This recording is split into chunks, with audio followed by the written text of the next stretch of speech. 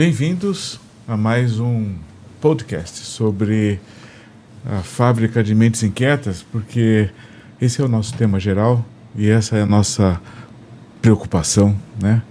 E a doutora Ludmila Reni Oliveira Rachid está aqui para trazer informações importantíssimas. Aparentemente não são do nosso dia a dia, mas são exatamente do nosso dia a dia. Ela que é endocrinologista pediátrica, ela é médica assistente de obesidade infantil no Instituto da Criança do Hospital das Clínicas da Faculdade de Medicina da Universidade de São Paulo, onde também é doutoranda, e ela tem uma pós-graduação feita em Ribeirão, que é abrangente nessa área pediátrica, mas abrangente em termos de nutrição e atividade física. E nós vamos ter agora... Você podia dizer um pouquinho, né? Ribeirão Preto, exercício físico, estudo da criança, obesidade, como é que foi o caminho? Da obesidade também. Muito obrigada pelo convite. Falar, né, sobre a obesidade infantil foi quando tudo começou, né? Até mesmo depois dessa pós-graduação na parte esportiva, tudo. Porque no ambulatório de obesidade, alguns pacientes, eles perguntavam sobre a suplementação. Eu posso tomar, né, whey protein? Eu posso tomar creatina? Qual exercício físico eu posso fazer? A gente tem uma educadora física, mas essa questão da suplementação, do tipo de esporte, tudo, eu vi que era uma lacuna, né, na área da endocrinologia, principalmente da parte pediátrica. Porque a gente não tem muito acesso a isso, né, na nossa formação, na nossa residência.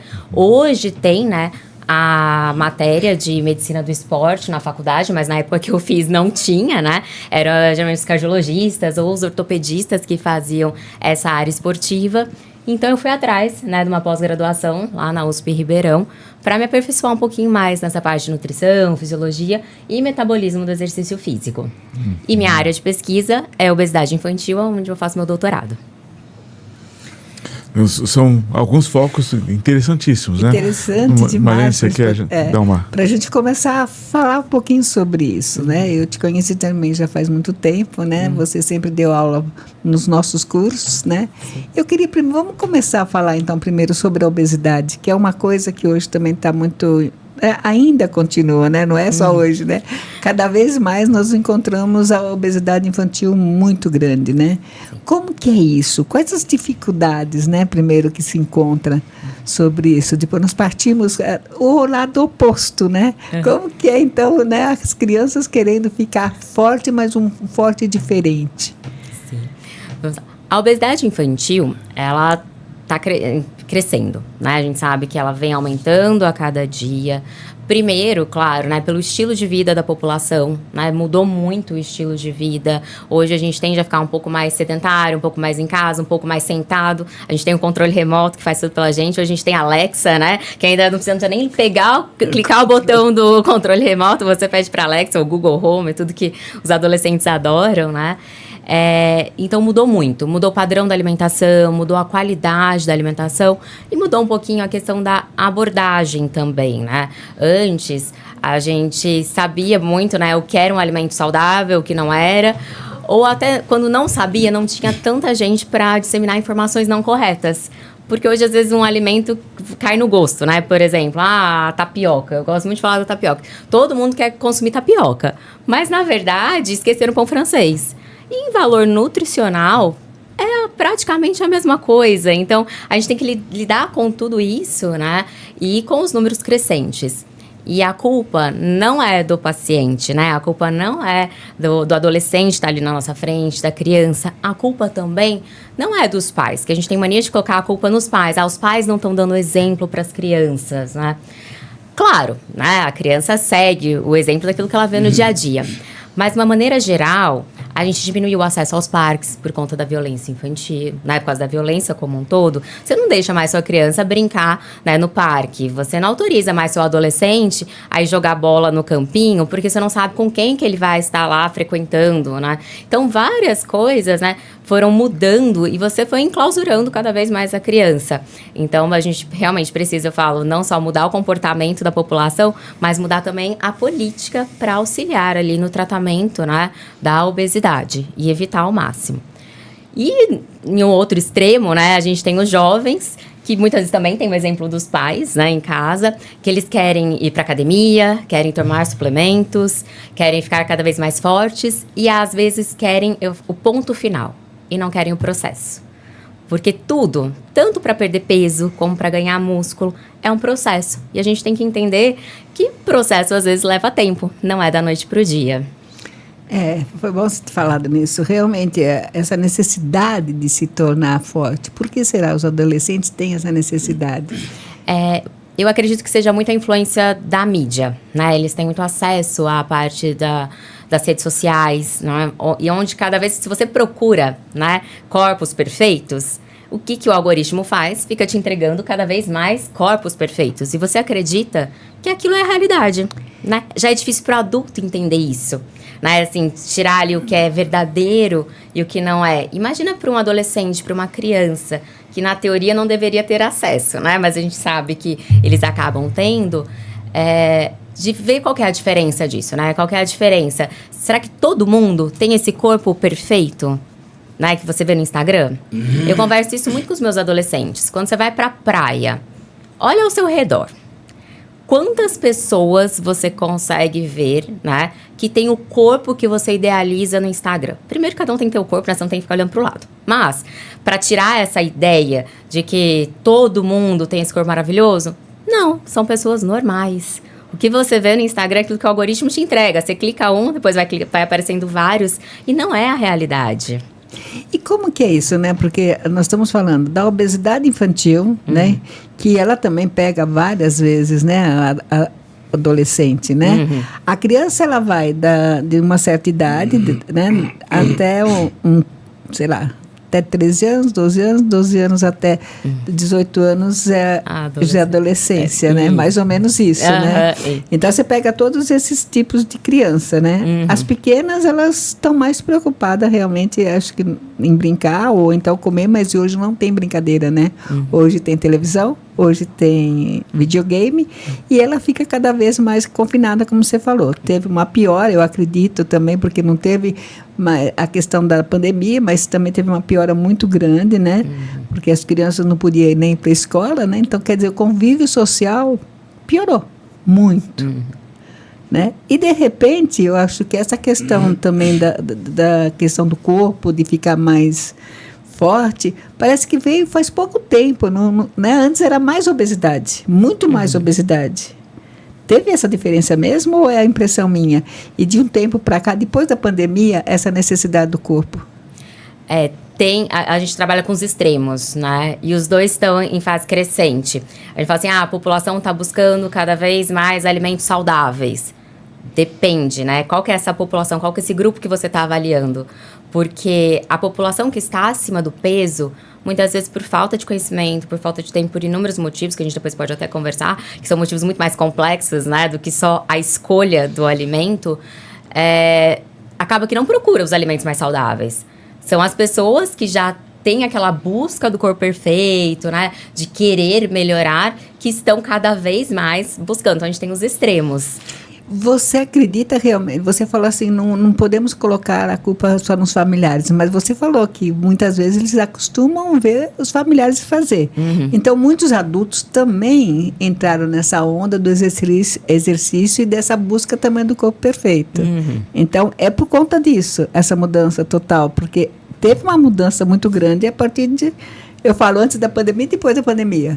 É isso? É isso. Eu percebi muito isso, até mesmo com os pais, né? Porque as crianças e os adolescentes, eles vêm com os pais no consultório, né? E o que a gente observa, né? O pai, que é aquele que fala assim, que é viciado na academia, viciado no treino, né? Que precisa fazer aquilo a qualquer custo. Ele joga muito essa culpa, ele quer que o filho se espelhe nele. Mas também, às vezes, ele não faz coisas que são saudáveis. E, às vezes, muitas vezes, ele tem conceito errado sobre o que é ser saudável e quer empurrar isso para o adolescente. Então, a gente tem que trabalhar, inclusive, com o pai, por exemplo. Né? Atendi essa semana, foi até engraçado. A mãe falou assim, não, porque ele precisa comer batata doce. Daí eu olhei assim e falei, mas por que ele precisa comer a batata doce? Não, porque ele só gosta da batata inglesa, né? Que é a batata normal, né? Sim, ele só gosta da batata inglesa. Eu falei, mas qual que é o problema? Qual que é a diferença da batata doce para batata inglesa? Nutricionalmente falando, a diferença é mínima. Deixa o seu adolescente, né, comer a batata inglesa, não força ele a comer a batata doce só porque nas redes sociais falam que a batata doce é o alimento de ser fitness. Então, acho que tem muito isso que a gente também tem que trabalhar com os pais, né, com os adultos, que eles acabam passando informação errada para as crianças acabam aprendendo e buscando as informações, muitas vezes em fontes não adequadas. Essa questão da batata doce também foi uma febre, né? Foi. Uma febre, mas para todo mundo, né? Mas tem uma razão. Por quê? Por quê? Porque ganhou bastante visibilidade a batata doce para os diabéticos. Porque tem um índice glicêmico melhor. Sim. Né? Então, foi transferido, não porque era só para diabéticos, para não provocar a produção de insulina, uma quantidade que o corpo não poderia oferecer. Pico, né? Então, o índice glicêmico é aquela curva da incorporação do açúcar, desdobramento do amido, do açúcar um pouco mais lentamente, deixando o pâncreas um pouco mais tranquilo em termos de solicitação. Né? Isso os endócrinos para adultos, para crianças também, mas principalmente para adultos. Aí ganha uma hora, né, de coisa boa. E transferir essa hora para tudo, mas sem nenhuma recomendação nossa, né? Nenhum médico falou simplesmente que a batata doce é melhor que a batata inglesa para as pessoas que não têm diabetes, né? É igual os alimentos sem glúten, né? Os alimentos sem glúten, eles são extremamente importantes, né? Ainda bem que a gente já tem, né, uma gama maior, né, de locais que fazem, às vezes, uma pizza, um pão, tudo sem glúten, mas é para um público, né, que é para paciente que tem doença celíaca. Que é 0,1% da população. Não é os 10, 15, 20% dos que acham que a comida sem glúten é a melhor. E às vezes que é menos calórica, que muitas vezes pode até ser mais calórica. E o que se deve a essa mudança total? Porque todo mundo tem problema com glúten, todo mundo tem problema. Como que é a outra doença que você tem dificuldade também, que come... Problema com a lactose. Isso. O que aconteceu? E todo mundo querendo comer batata doce. Por que dessa mudança toda? A quem a gente deve... Eu acredito muito a essa exposição às redes sociais, né? Porque hoje, se você come um prato, você põe lá na rede social que você está comendo, né?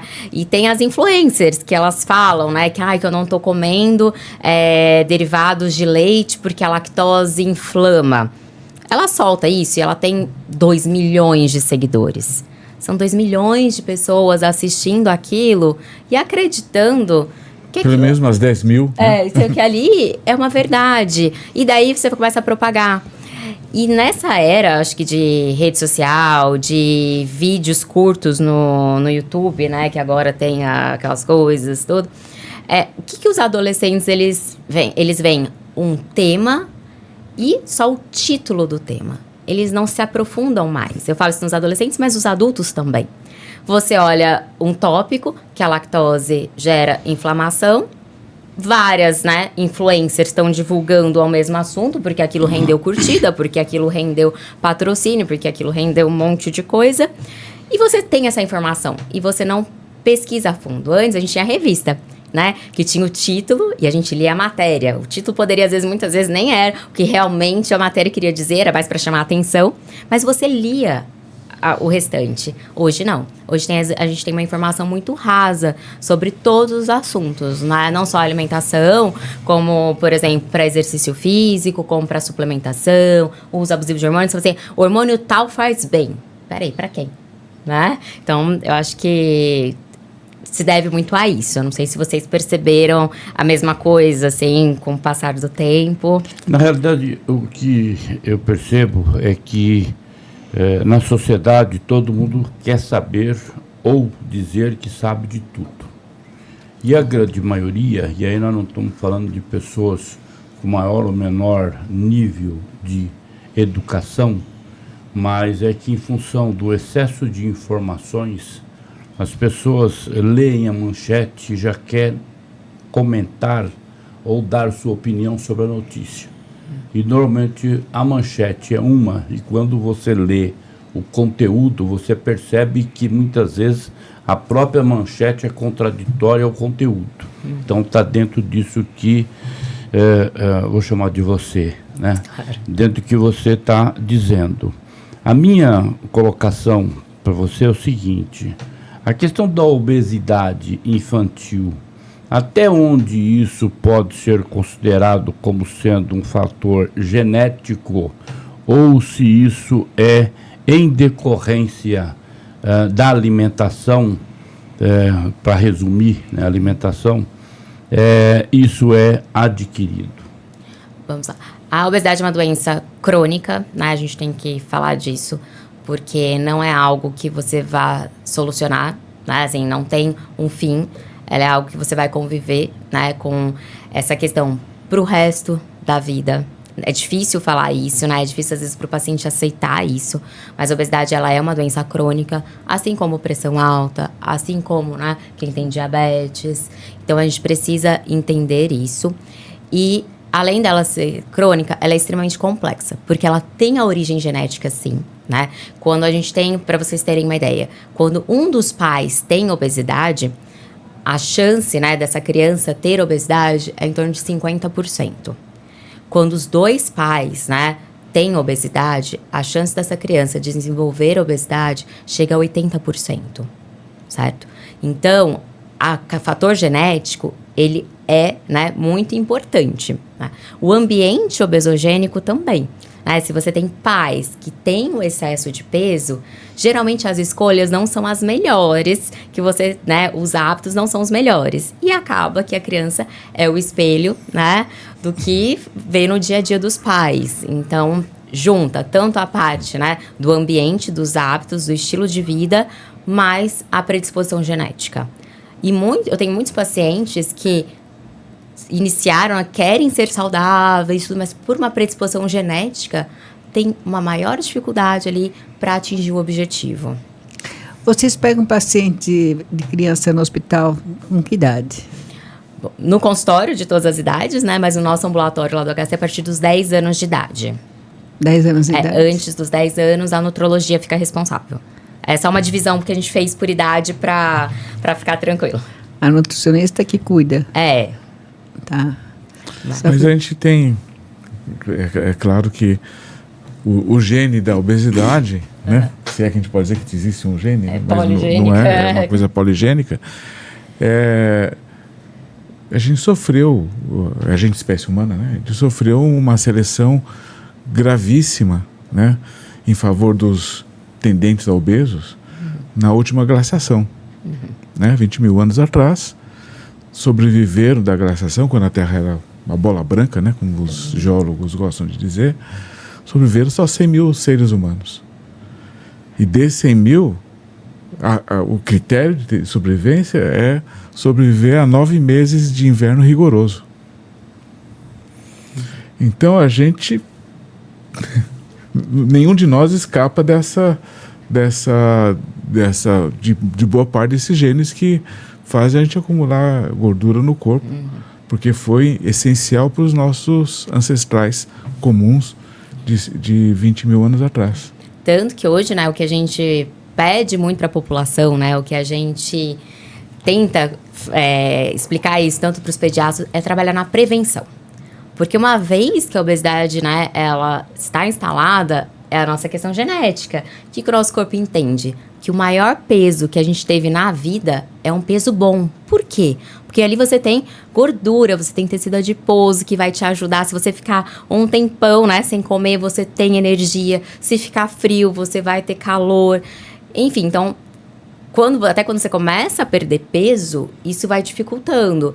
Por quê? Porque o corpo quer te jogar para o maior peso de novo. Assim, como assim? Você estava num peso que te deixou seguro, né? E agora você quer voltar para o seu peso, né? Que é o peso normal, que a gente fala que é o peso eutrófico.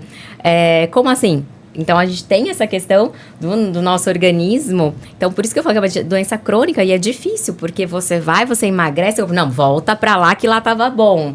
Então, tem essa dificuldade. Lá, né? Volta pra lá, né? Lá pra cima, sobe né? o seu peso que lá tava seguro pra você.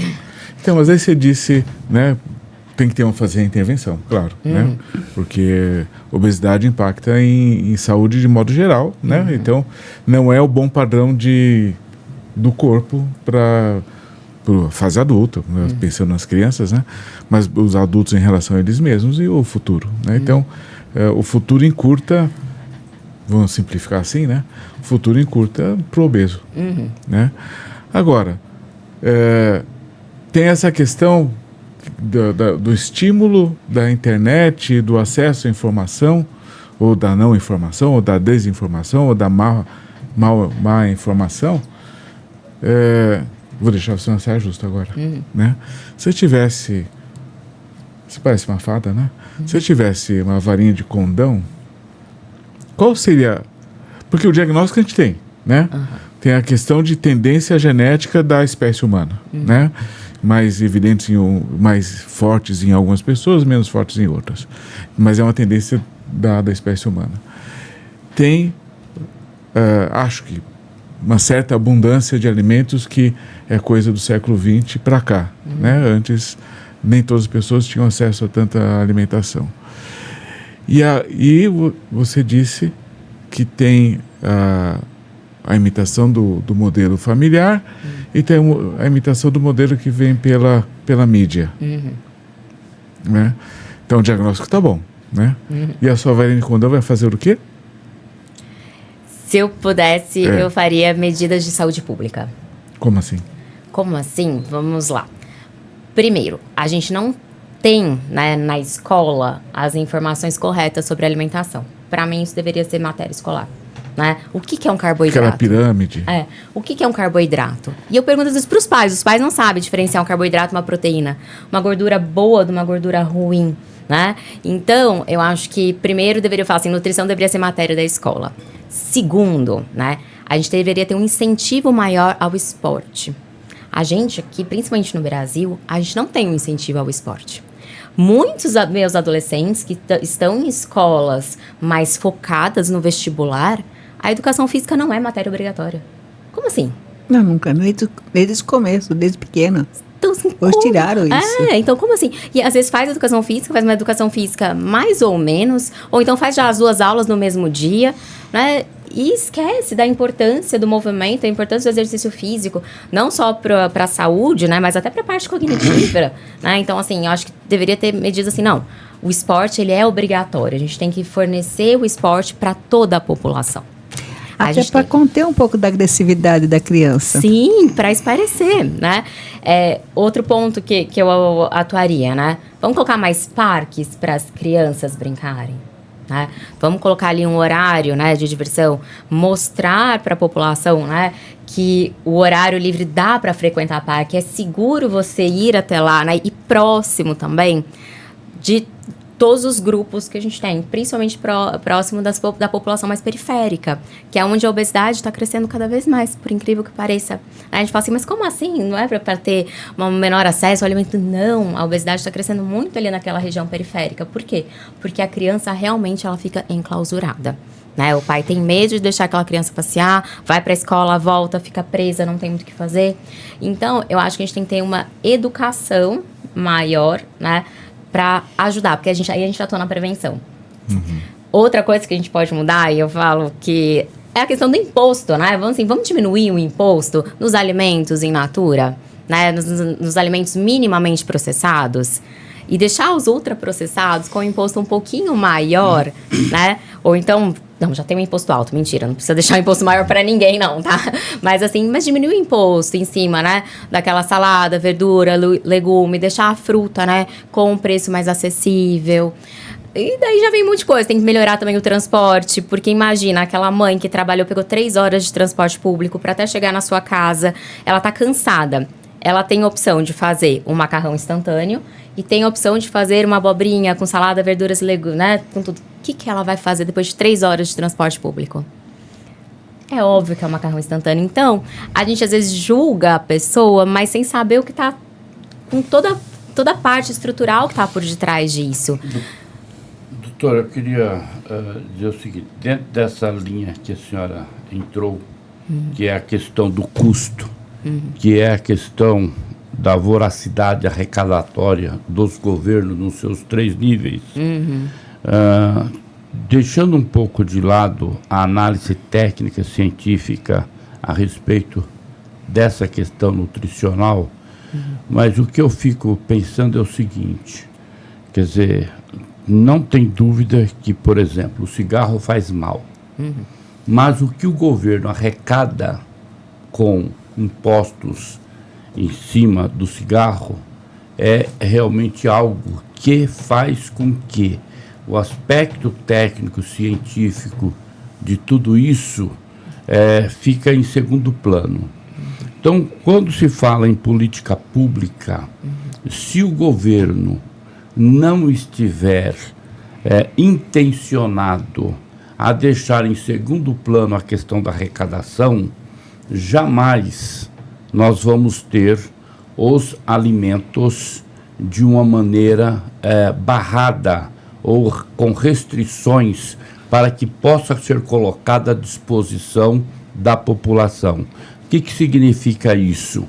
É evidente, e a gente sabe disso, que os órgãos reguladores, para se colocar o produto no mercado, de acordo com o nível de flexibilidade que eles possam utilizar, e aí entra também o interesse político e financeiro, porque tem muitos produtos que todos nós sabemos, e quem é técnico no assunto como você, tem muito mais elementos para poder perceber que aquilo é um suicídio a longo prazo.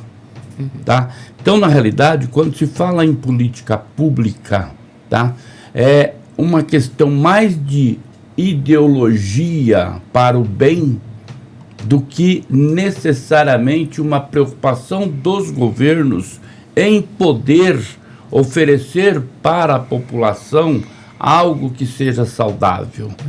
Pode ser não ser saudável para o indivíduo, para a população, mas é saudável para os cofres públicos. Então, entre um e outro, dá-se preferência para os cofres públicos. E essa é a realidade que a gente vê, tá, e percebe, porque, primeiro, a falta de educação, de instrução e de outras coisas mais. Esse ponto que você colocou, por exemplo, que a nutrição deveria ser uma matéria já desde o início na escola, seria algo que pudesse formar essas pessoas, no momento em que elas fossem decidir, ela dizia, isso daqui eu não quero nem saber, não quero nem ver quanto custa, tá? Essa é uma questão que eu gostaria da sua opinião, se essa minha análise, tá, e também não estou aqui eu querendo ser entrevistado, tá?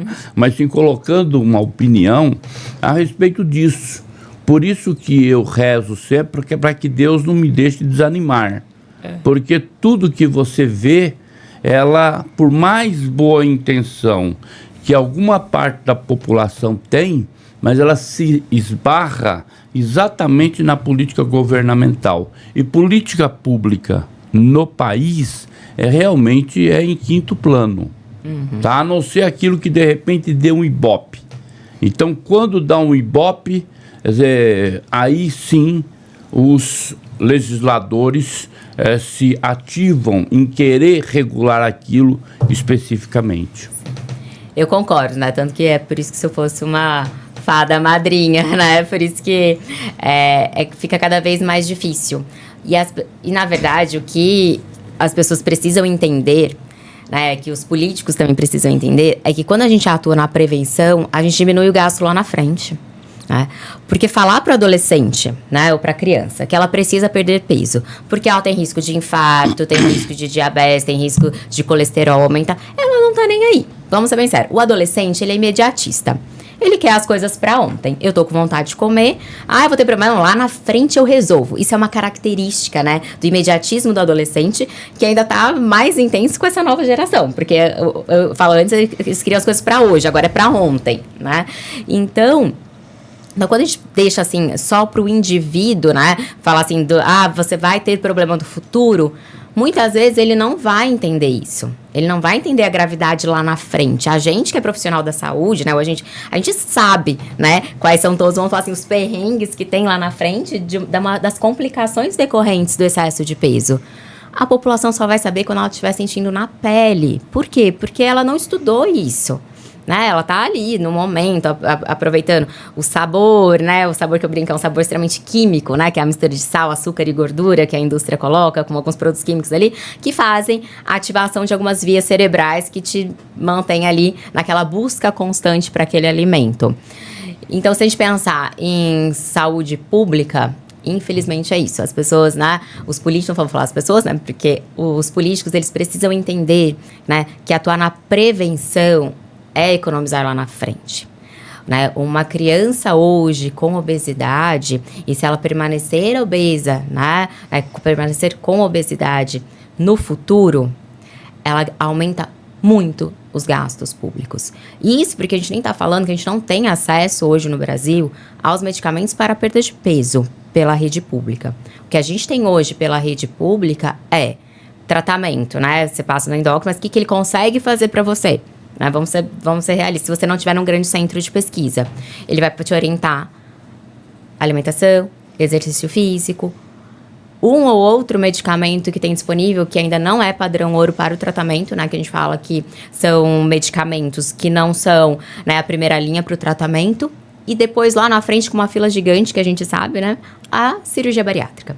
Então, hoje o governo já dá 2 opções de tratamento. Tanto que teve um político, né, no Rio, que eu achei ótimo, que ele falou assim, que ele ia dar remédio para emagrecer, né, a canetinha emagrecedora. Posso falar, né, o Ozempic, né, que ele ia dar Ozempic para todo mundo, né, que para emagrecer. Eu falei assim, nossa, seria muito bom se isso fosse verdade, né, porque não é tão simples assim. E também não é todo mundo que vai ter a indicação de tomar um Ozempic, né, que agora chegou o Wegovy, né, falando de tratamento.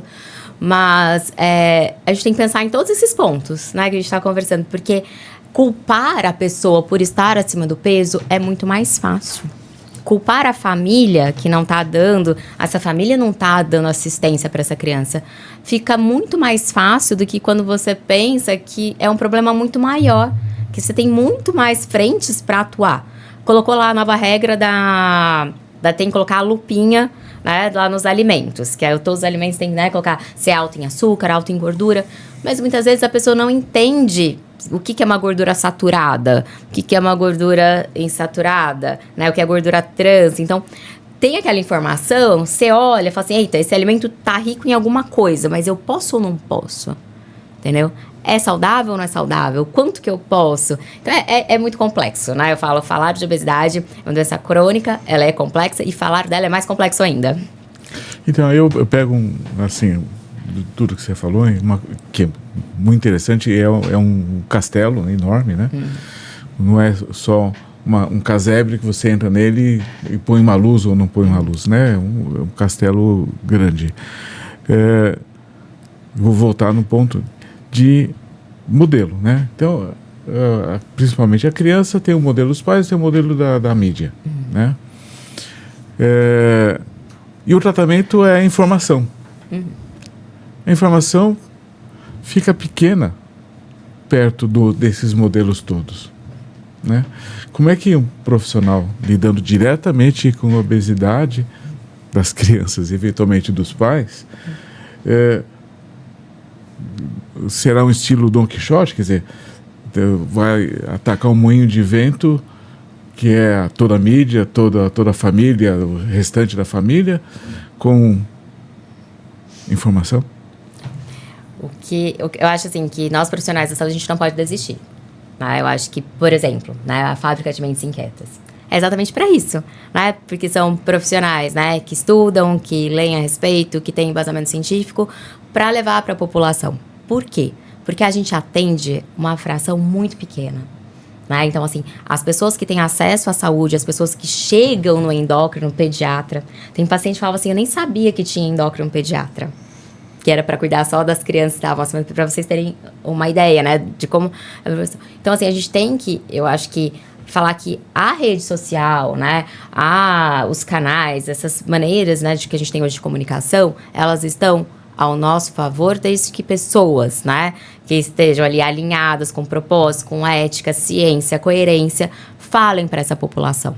Porque, querendo ou não, ainda, né, esses meios é por onde, né, o nosso paciente, né, a nossa população vai ter a informação. E eles precisam da informação correta. Eles precisam, quando eles vêm, né, a gente precisa, quando olha alguém falando uma coisa que não está correta, a gente precisa, né, ir lá e fazer assim, não tá certo isso, né? Tem como denunciar para o nosso conselho? Não tem como. Por quê? Porque a gente só consegue, né, eu falo denunciar aquilo as pessoas da nossa classe. Então, se eu ver um outro médico, por exemplo, divulgando um tratamento, tudo, né, que não está correto, que não está... E assim, eu vejo que está prejudicando a população, eu posso remeter isso ao meu conselho, porque ele é médico. Agora, se eu vejo uma influencer falando alguma coisa que não está certa, ou querendo atuar como um nutricionista, como um fisioterapeuta ou um médico, eu não tenho para quem recorrer, né? Então, assim, acho que, junto a tudo isso, a gente tem que entender que a gente precisa combater as informações erradas. E, então, por isso que eu falo no meu Instagram, meu Instagram é pequenininho, né? A gente, né, assim, é pequenininho, mas a gente precisa ir divulgando, né? Falar naquilo que a gente acredita. Que só passando a informação daquilo que a gente acredita, com ética, ciência e coerência, a gente, aos pouquinhos, consegue mudar. Porque se todo mundo desistir, daí perdeu. Então, a gente não pode desistir. Exatamente. Desculpa, já tem preferência. Imagina. Querendo ser a fada, né? Há muito tempo atrás, né? Nós fizemos um projeto para as crianças, mas desde a creche, junto com o pedagogo, junto com nós, psicólogos, outras pessoas também, fazendo a horta, só que foi realmente para o Congresso, para ver se eles fossem aprovar obrigatoriamente em todas as escolas, desde pequenininho, eles tivessem as hortas, a alimentação, soubesse o que era cada um. Isso não foi para frente. São poucas as escolas que mantêm essa questão sabe, de horta, né? Seria um ideal. Isso seria ser fada, né? Se isso pudesse começar, né? Mas será que somente isso resolveria?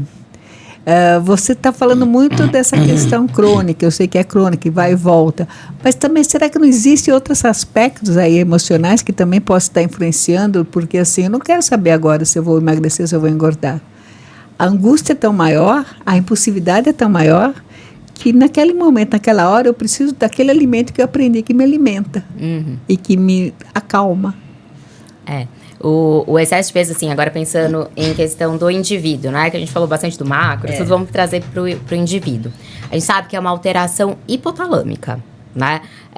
Então, não é nada de falta de vontade, da pessoa, tipo, querer aquilo. É uma falta de conexão hipotalâmica, onde você tem...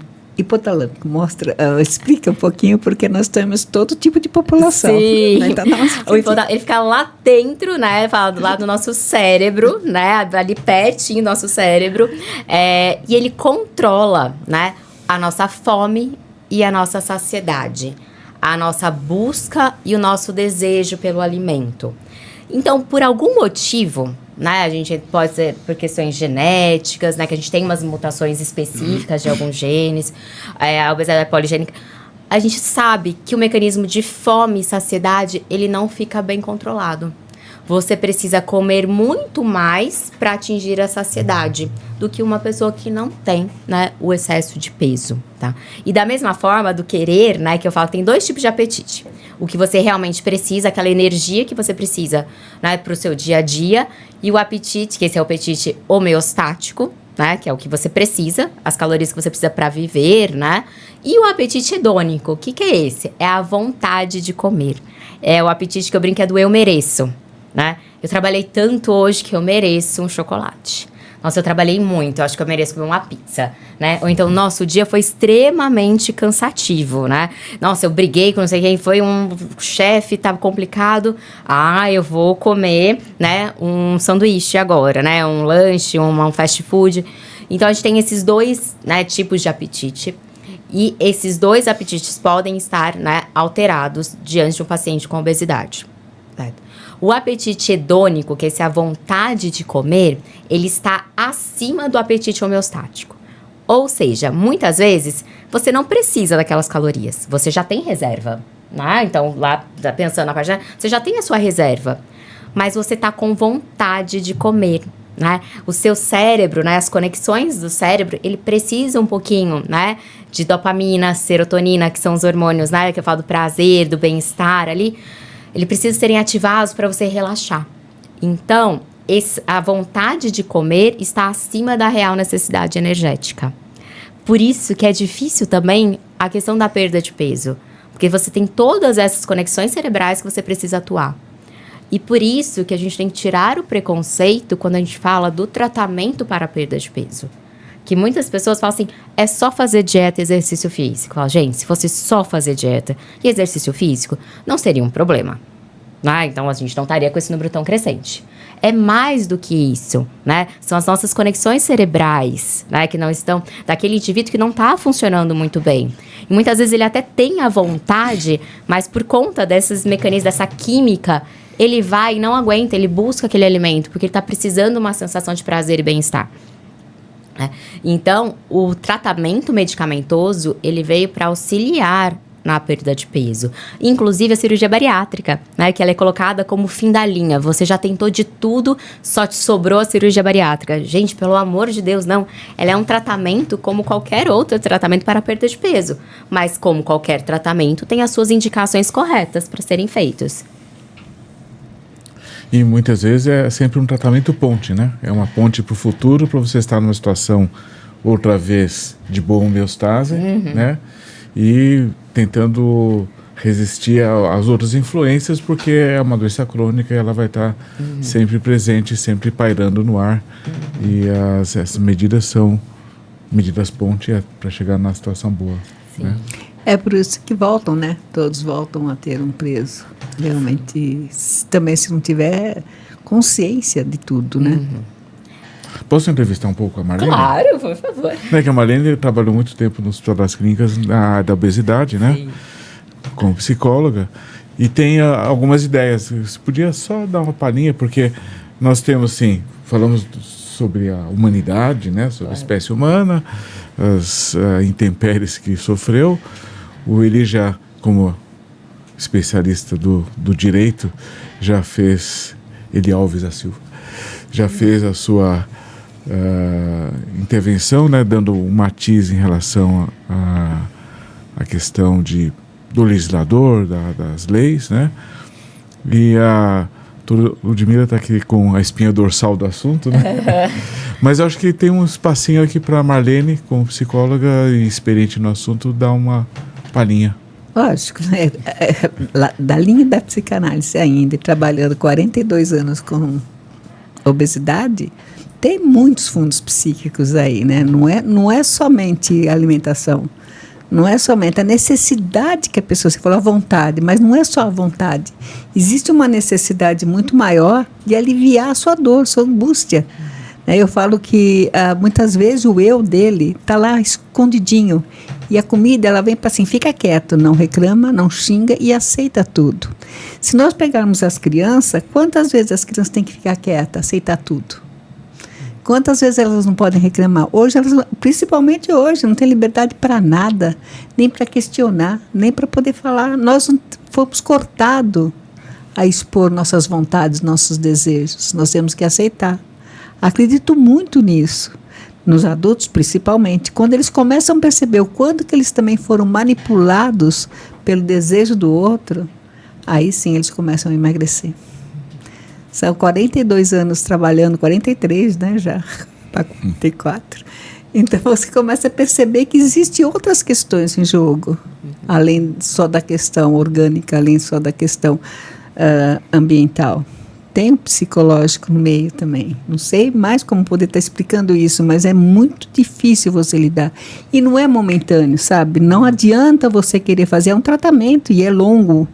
Porque não é falar assim, ó, faz isso, acabou, pronto. Olha, deixa você pelo menos ficar com a chave da vida, com a sua chave na tua mão. Não entrega para ninguém, não doa para ninguém, fica com você. Não aceita, porque assim, o outro é muito mais forte. A necessidade do afeto do outro é muito maior. Então, quando a pessoa percebe essa necessidade do afeto do outro, muitas vezes ela desiste de si mesmo, primeiro está o outro. Eu costumo dizer, primeiro está a mãe, o pai, o tio, o avô, o cachorrinho, papagaio, periquito, para depois pensar em si mesmo. E nunca consegue, porque sempre vem o outro. São hierarquias dentro do cérebro, né? E é tão importante, né, você ter falado isso, Marlene, por conta que as pessoas também precisam entender que o tratamento, né, da obesidade, ele é multidisciplinar, né, interdisciplinar. Não é só o endócrino pediatra, não é só o pediatra, não é só o endócrino adulto, ou só o nutricionista, ou só o personal, vou falar personal, mas pode ser o educador físico, o fisioterapeuta, né, o psicólogo. A gente precisa de um trabalho em equipe, né? E a equipe muito alinhada com isso. Porque é uma pessoa, né, que já sofre muito, né? A gente acha assim que, pode falar assim, não, tô bem assim. Mas é algo, né, que gera um sofrimento, uma angústia muito grande estar acima do peso. Isso para criança, e eles já, desde cedo, né, já tem a questão do bullying, né, na escola, tem o bullying próprio dentro de casa. Porque às vezes os pais não aceitam que o filho tá acima do peso e falam assim, você vai comer de novo? Por que tá comendo de novo? Ou a obesidade daquela criança é uma salvação para os pais. Nós temos que pensar nisso também. Então, manter uma criança ou doente ou obesa, muitas vezes é a união dos pais ou a preocupação com os pais. É a fonte para ela. Então, muitas vezes, por isso que muitas vezes você, lá mesmo no estudo da criança, é boicotado. Os pais não levam. Porque a criança não vai sozinha. A criança precisa do outro para ir. E muitas vezes não compensa. Ela deixa assim. E a criança, principalmente do ponto de vista da psicologia, que precisa ir mais vezes, né? Precisa praticamente semanal, uma vez por semana, para poder entender os seus aspectos emocionais. E a mãe também precisa passar. Imagina, vou perder meu tempo? Não está preocupado. E muitas vezes aquilo é importante para ela. Manter aquela criança doente, ou qualquer outra doença, muitas vezes é vantagem. Tem que pensar em tudo isso, né? Não é tão fácil. Não é tão fácil. Leva tempo. Leva tempo para poder mudar tudo isso. Mesmo para perceber esse fato, né? Perceber esse Porque fato. muitas pessoas devem estar se perguntando, eventualmente tem um caso na família, não, mas eu não quero essa perpetuação, né? Mas a verdade, às vezes, é um mecanismo quase inconsciente ou inconsciente mesmo, né? Que determina essa atitude, né? Então, o não dar tempo de levar, ou então, não, a agenda não está boa, ou coisa parecida, às vezes é uma desculpa para esta influência mais... E muitas vezes há um sofrimento, o sofrimento é imenso. Eu tenho muita pena. Mas é assim, um sofrimento imenso, porque eles não percebem muitas vezes o que está acontecendo atrás dele. E eu estou falando de obesidade muito grande, não só da obesidade pequena, porque a obesidade de 10 quilos, 15 quilos que a gente pega para poder, é mais fácil. Mas obesidade com 30 quilos, 40 quilos, 60 quilos, até 100 quilos, como eu já peguei. Gente, qual é a necessidade dessa pessoa se acabar se esquecendo de si, neutralizar teus sentimentos, tuas vontades? Eu sou do outro. Né? E não consegue perceber. Talvez uma forma de chamar, olha, eu estou aqui, ou talvez de se anular por completo para não poder, sabe? Ele é burro, ele não se manifesta. Será que é? Ele não se ajuda. Ele não se ajuda. Essa frase para mim é a que mais dói, assim, quando os pais olham assim, mas doutor, ele também não se ajuda, né? Assim, então, e criança também. Só para um adolescente. Criança também que está perdida. Né? Quando a fábrica de mentes inquietas é nessa percepção, quantas crianças não estão perdidas hoje.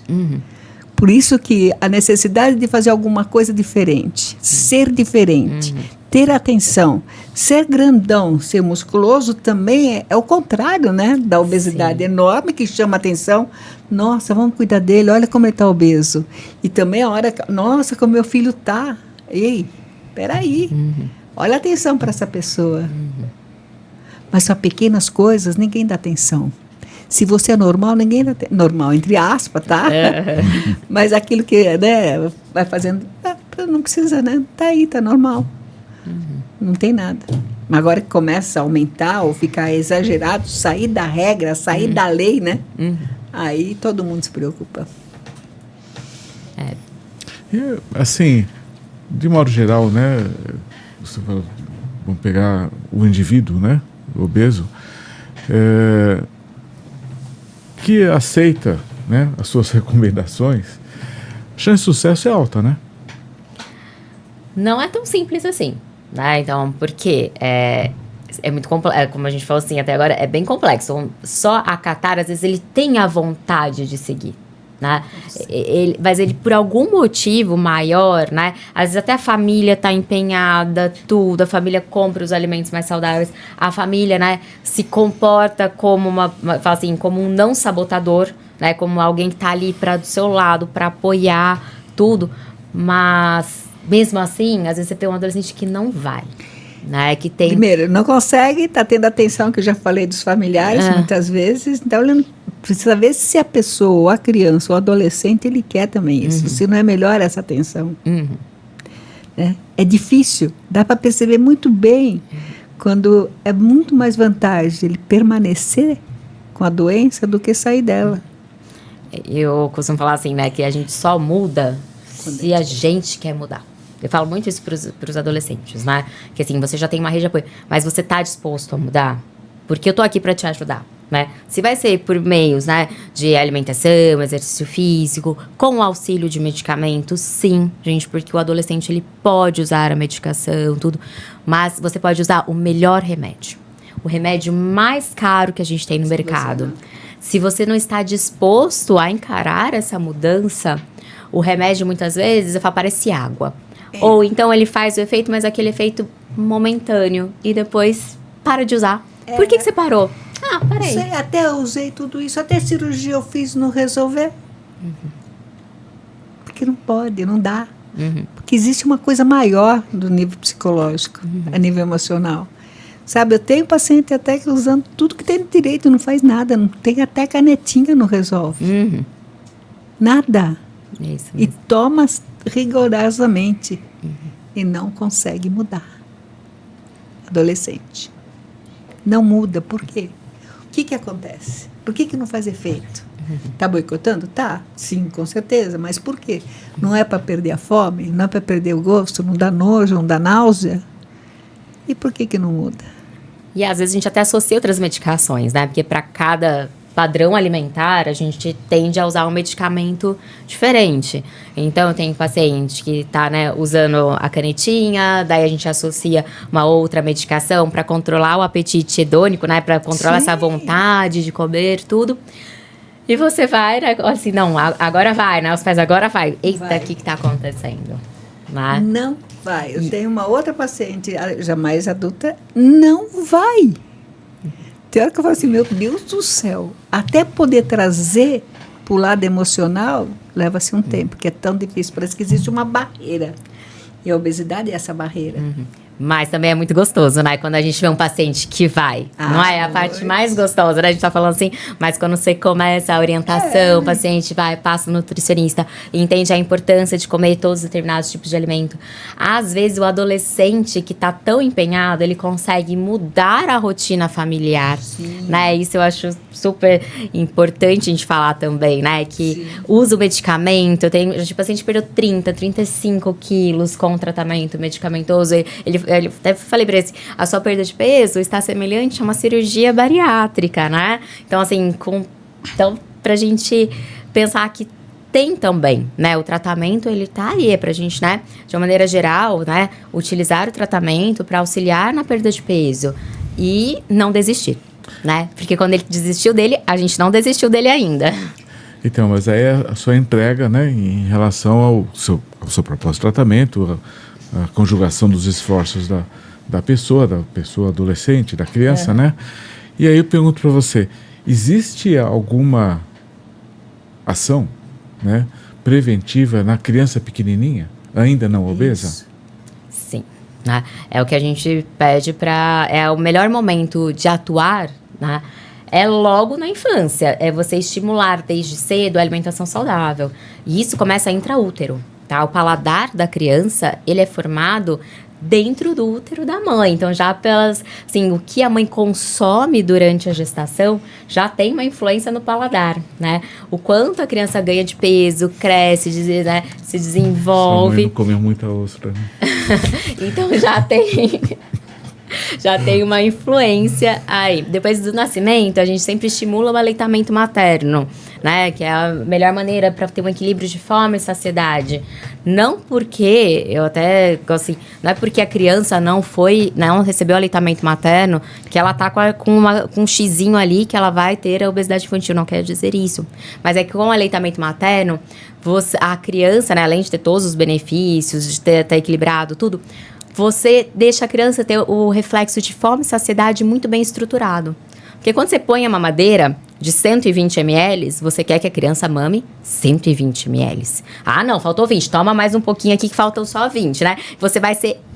retoma, né? Eu sempre oriento, assim, não, a criança parou, a criança não é gulosa, ela não quer mais. Nossa, mas tomou metade. Calma, na próxima, talvez, ela vai mamar tudo e você vai ter que preparar mais um pouco, né? Quando não tá em aleitamento materno. E eu, assim, se tivesse no peito, você não saberia se ela tá mamando 60, 90, 120, 150, que são as preparações fixas, né, das fórmulas. Então, aí, a gente pede para estimular o aleitamento materno, não destruir o reflexo de fome e saciedade, fazer uma introdução alimentar de maneira correta, não mais tudo misturado, né, não mais tudo batido, oferecer separadas porções para a criança ter ali a formação do paladar, não introduzir precocemente os alimentos ultraprocessados, deixar isso ali para depois dos 2 anos de idade, né? Por favor, açúcar também depois dos 2 anos de idade, evitar o suco da fruta, consumir a fruta, enfim, desde cedo, essa criança ela precisa de um acompanhamento, ela precisa de orientação. Mas para o pai também ter todas essas orientações atualizadas, ele precisa ir para um profissional de saúde, né? Ou então, né, seguir, né, em redes sociais, profissionais de saúde que informem, né, de maneira correta tudo isso. Isso, Então, nós entramos na questão política também, da questão pública, né? Porque nem todos têm essa capacidade, essa forma de entrar, né? Mas a coisa mais democrática... Pode falar. Não, você fala uma conotação. Porque a coisa mais democrática, eu volto na questão da mídia, a coisa mais democrática hoje é a mídia. Sim. Agora, que filtro a gente pode usar? Você que conhece melhor as possibilidades de acesso, qual filtro que é melhor usar para chegar nas boas informações, como você falou? Eu acho que a gente sempre tem que procurar, né, profissionais que eles vão se basear na ciência, em estudo científico, em que a sociedade fala. Então, profissionais, se é para pediatria, profissional que fala, ó, de acordo com a Sociedade Brasileira de Pediatria, a nova recomendação que saiu isso, de acordo com a Sociedade Brasileira de Endocrinologia e Metabologia, né? Então, a gente sempre tem que buscar, né, os profissionais que eles passam a informação de maneira clara e profissionais que eles não estão ali fadados a simplesmente ao marketing, né? Porque é muito mais fácil colocar, falar assim, ó, esse produto é ótimo, experimentem, use, né, meu cupom de desconto que vai ser muito bom. Será que é bom mesmo? Sempre tem que... Eu acho que a gente tem que acreditar desacreditando, né? Se tá, parece ser bom, mas vamos pesquisar mais sobre o assunto, né? Então, eu acho que toda a informação que a população pega tem que gerar uma curiosidade para ela, né? Fala assim, o açúcar é proibido, tá? Mas por que o açúcar é proibido? Deixa eu dar aqui uma pesquisada, porque a informação tá aqui. Deixa eu dar uma pesquisada. Por que o açúcar é proibido? Quem falou isso? Né? Da onde ele tirou isso? Tal produto é bom. Peraí, deixa eu ver aqui. Vamos lá no Reclame Aqui, né? Vamos ver se esse negócio é bom mesmo. Até porque a gente faz isso quando a gente vai comprar um eletrodoméstico. Não faz? A gente não dá uma pesquisada pra ver em qual site está o preço melhor, se ele tem reclamação, se não tem, as estrelinhas de qualidade do produto. A gente não tem isso ainda, né, nas redes sociais, né, nesses meios de comunicação em massa. Mas a gente tem que ter uma opinião crítica, né, formar a opinião crítica. Então, é orientar a população a fazer isso, né, não acreditar no que vem pronto. E o que vem muito pronto, muito fácil, será que é isso mesmo? Eu ia fazer uma colocação, mas eu vou mudar e vou fazer algo mais provocativo. Na realidade, a gente verifica, por exemplo, vários comerciais de televisão apresentando algumas pílulas, alguns remédios que são milagrosos. Tá? De repente, o que acontece? Se o sujeito vai e é convencido por aquela propaganda e ele começa a tomar aquela medicação, quer dizer, se ele acha que aquilo é interessante, ele deveria consultar o médico dele, que se ele tiver um médico bom, na minha santa ignorância na área, mas ele vai pedir pelo menos um exame de sangue para saber realmente se aquilo que aquele remédio oferece é o que está precisando, ou se é algo realmente que seria supérfluo, que é como você disse, de repente um remédio pode virar água e vai só gastar dinheiro. Mas, por outro lado, você também fica numa dúvida que se você não tiver conhecimento e não tiver confiança no profissional que está te atendendo, de repente, levando aquela sugestão para o médico pode ter algum interesse financeiro, porque com aquela pílula que o paciente está trazendo para ele, não tem nenhuma vinculação com esse médico. Sendo que ele tem alguma outra opção, que ele tem algum tipo de participação através do laboratório para poder oferecer alguma benesse para ele, se ele estiver oferecendo aquele medicamento. Tá? Então, quer dizer, eu só estou levantando essa questão do ponto de vista provocativo, porque a rigor a população ela fica realmente desassistida, tá? Tanto no que diz respeito a procurar um profissional para orientá-lo ou não procurá-lo, tá? Por quê? Porque se ele cair na mão de um profissional que ele conheça, que ele sabe que é honesto, ele vai estar bem orientado. Mas se de repente, como a gente tem visto aí, e a publicidade em termos de noticiário, é exatamente que tem muita gente que, como eu falo, na advocacia, trabalhei e atuei na área do Tribunal de Ética e Disciplina da OAB, e apareciam muitos casos de advogado que recebia o dinheiro do cliente e não repassava. Então eu chamava isso de bandido com carteirinha, tá? A mesma coisa é o médico que, de repente, se ele teve toda uma formação humanista para poder realmente exercer a sua atividade profissional para fazer o bem, quando ele utiliza isso para fazer o mal, realmente não deveria ter perdão. Cara, o mínimo que ele pode ter é a cassação da sua inscrição no CRM, ou seja, qual for o conselho que esse profissional esteja vinculado. Mas então é uma colocação que eu estou fazendo, talvez seja um pouco pessimista para quem de repente esteja precisando de uma medicação. Portanto, eu diria que além dessa busca de informações sobre aquele medicamento, é principalmente a busca da informação do profissional, tá? Porque isso realmente é algo extremamente valioso no resultado do trabalho que ele está buscando, né?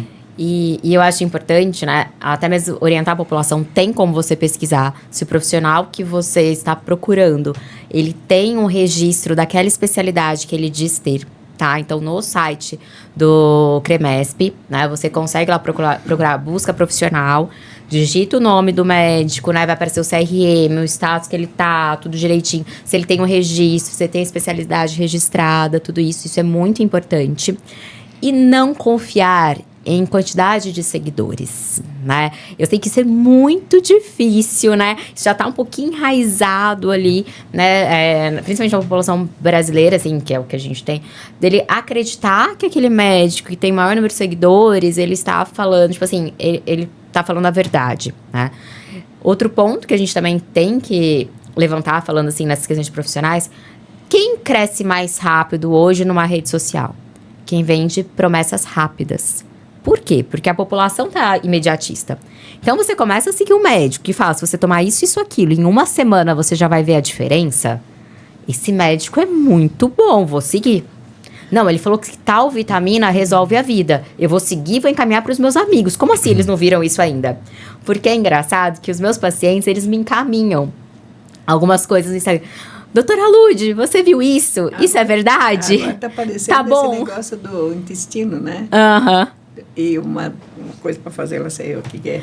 Isso tá cheio, toda hora aparece. Não, e eu falo assim, gente, como... E é engraçado porque pra você ver que os meus pacientes, eles seguem esses médicos, né? Mas eles vêm e tiram uma dúvida comigo e eu explico, né? Daí, e muitas vezes eu nem sei o que é aquilo. Eu tenho que pesquisar.